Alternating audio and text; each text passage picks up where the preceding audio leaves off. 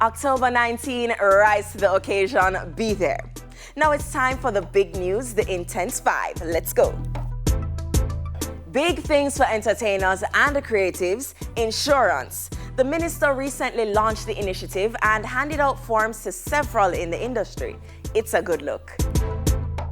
Oblique, oblique, oblique. Gotta youth. Silence Mr. Lyles every time you meet him on that track, please. Good job. So Squash changed his tune and has decided to plead guilty.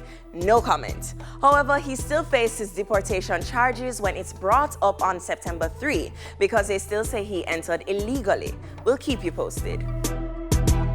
Teyana Taylor's album has dropped, and if you're a fan of her music or more of Aaron, Pierre, that's Mufasa. He's in almost every video. Lord, them cute. But the album, 10 out of 10 and Intense recommended. And finally holding the spot this week, Lil Nas X was arrested after chasing a police officer wearing only an underwear and cowboy boots. Now, we're not exactly sure what happened, but I hope he gets better soon.